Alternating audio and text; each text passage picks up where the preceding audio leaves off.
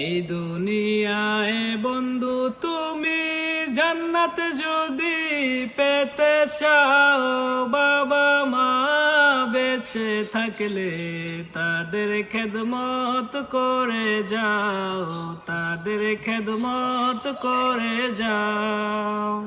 নবী করে